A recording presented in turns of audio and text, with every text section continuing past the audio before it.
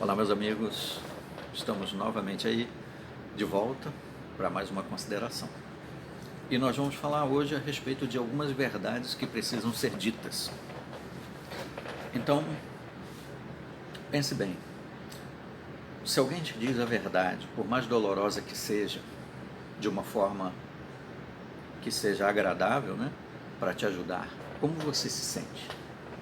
Você considera essa pessoa sua inimiga? Bem, o apóstolo Paulo teve essa preocupação lá no passado, há uns 2000 anos atrás, quando ele escreveu aos cristãos que viviam lá na Galácia, aos Gálatas. Ele falou algumas verdades para eles na sua carta. E quando ele esteve presente também em alguns momentos, ele sentiu que alguns ficavam um pouco ofendidos com as verdades que ele declarava. Então, eu quero perguntar isso para você. Você fica ofendido quando eu lhe digo a verdade? Por exemplo, quando eu abro aqui as Escrituras Sagradas para falar certas coisas a respeito dos líderes religiosos, das religiões, da falsidade que existe, de como muitos enganam as pessoas nas suas falsas doutrinas, isso faz com que você me veja como seu inimigo? Se isso acontece, eu faço das palavras do apóstolo Paulo as minhas palavras, que está em Gálatas 4, versículo 16. Veja na sua Bíblia, na sua tradução. Lá diz assim, Gálatas 4, 16. Será então que eu me tornei seu inimigo por lhes dizer a verdade? Será que eu estou sendo seu inimigo porque eu digo a verdade aqui? São verdades dolorosas. A gente entende isso. Mas será que eu sou seu inimigo por causa disso? Provérbios 27, versículo 6 diz assim: leais são os ferimentos causados por um amigo, mas muitos são os beijos do inimigo. Lembra de Judas? Tapinha nas costas, abracinho, carinha de santo. Muitas vezes pode esconder falsidade. Eu prefiro, de coração, chegar aqui e abrir a Bíblia e rasgar a verdade na frente da pessoa, mesmo que ela me considere inimigo, se for o caso. Não tem problema. Porque, conforme já foi dito aqui em outro vídeo, Atos capítulo 4, Atos capítulo 5, eu não posso deixar de falar das coisas que eu vi e ouvi, que eu aprendi da Bíblia, mesmo que as pessoas condenem isso. Porque quem me julga é o Criador. Mas eu espero que não seja o seu caso, que você não me veja como seu inimigo por declarar essas verdades da Bíblia para você, mesmo que sejam dolorosas. Lá nos tempos antigos, nos dias do profeta Jeremias, por exemplo, havia muitos falsos profetas corruptos que enganavam as pessoas com falsas promessas, coisas bonitas. Embora eles estivessem ameaçados do ataque dos babilônios, e Jeová havia designado Jeremias para que avisasse ao povo para se render aos caldeus, aos babilônios. E eles consideraram Jeremias como um traidor. Alguns diziam que havia paz, quando não havia paz. Jeremias escreveu em Jeremias 23:14: nos profetas de Jerusalém vi coisas horríveis, cometendo eles adultério e andando em falsidade. Nos dias dos apóstolos, também haviam entre os cristãos, e até mesmo entre cristãos que assumiam liderança na congregação, falsos instrutores. Pensa, se lá nos dias em que os apóstolos estavam lá, já haviam falsos instrutores nas congregações, será que seria diferente hoje? Na liderança das religiões? Líderes religiosos corruptos e falsos? Seria surpresa? 2 de Pedro capítulo 2, versículos 1 e versículo 3, se você depois quiser ler o capítulo inteiro, leia e veja o contexto. Vamos destacar aqui apenas o 2 de Pedro 2, versículo 1 primeiro, e depois o 3. Diz assim: no entanto, houve também falsos profetas entre o povo, como a gente viu, em Jeremias, assim como haverá falsos instrutores entre vocês. Eles introduzirão sutilmente seitas destrutivas, eles introduzirão sutilmente seitas destrutivas e negarão até mesmo o dono que os comprou, trazendo sobre si uma destruição rápida. Também movidos por ganância, Eles explorarão vocês com palavras enganosas, mas a condenação deles, decretada há muito tempo, não tardará, e a destruição deles não está dormindo.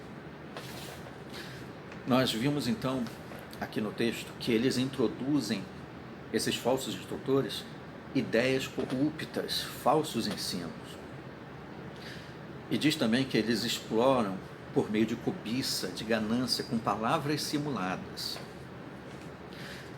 Veja que muitas vezes palavras muito bonitas, discursos muito bem feitos, não é? Apresentações carismáticas, escondem um engano por trás. A Bíblia de Jerusalém diz assim: os falsos instrutores são motivados por desejos egoístas. Desejos egoístas. E também diz a outra tradução: por avareza procurarão, com discursos fingidos, fazer de vocês objetos de negócios. E a tradução Centro Bíblico Católico diz assim: movidos por cobiça, eles vos hão de explorar com palavras cheias de astúcia. As conversas dos falsos instrutores podem parecer plausíveis, podem parecer até que são verdades, parecem. Muitas vezes até contém algumas verdades. Mas para alguém que está espiritualmente atento, essas palavras deles não fazem efeito. As palavras deles são cuidadosamente elaboradas para fazer das pessoas objetos de negócio, para que eles possam seduzir essas pessoas para servirem aos seus objetivos egoístas, para que eles possam continuar vivendo no conforto, na luxúria, como muitos vivem. Você pode ver o lugar onde eles vivem: carrões, casas confortáveis, luxuosas, viagens pelo mundo, comida do bom e do melhor, enquanto os adeptos sofrem, penam como seus escravos. E eles se colocam como seus governantes, como seus líderes, como seus apóstolos, como se fossem os seus mentores, aqueles que determinam para eles em que eles devem crer. E infelizmente as ovelhas que estão abandonadas, porque não seguem a Jesus como seu líder, acabam sendo vítimas desses falsos instrutores, hipócritas e corruptos, que enganam as pessoas com discursos bonitinhos, cheios de gestos e carinhas de santo, carinhas de bonzinho, tudo muito bonito, palavras bem elaboradas, discursos muito bem preparados para enganar as pessoas, para fazer com que elas pensem que eles são realmente discípulos de Jesus, quando na verdade eles estão querendo roubar o lugar de Jesus do seu coração. Eles querem que você deposite a sua confiança neles. É por isso que às vezes alguns até agradecem, como se estivessem agradecendo a Deus: obrigado fulano por isso, pela vida, como se eles fossem os dadores da vida, como se eles fossem o dador da palavra de Deus. Foi Deus que providenciou a Bíblia para chegar na sua mão essa instrução, não foram os homens. No máximo, nós seres humanos somos apenas colaboradores, nós todos cristãos somos colaboradores, apenas ferramentas nas mãos do Criador. Nenhum de nós deve receber nenhuma glória, nenhuma honra, porque essa pertence a Jesus e pertence a Deus. E Jesus disse em João 5,23, que nós devemos honrar o Filho como honramos o Pai, mas esses homens querem honra para eles. Então fique atento, não seja vítima do engano. Palavras dolorosas, não me encare como seu inimigo. Estou aqui para abrir a sua mente para o que a Bíblia ensina. Como se precaver então de ser enganado?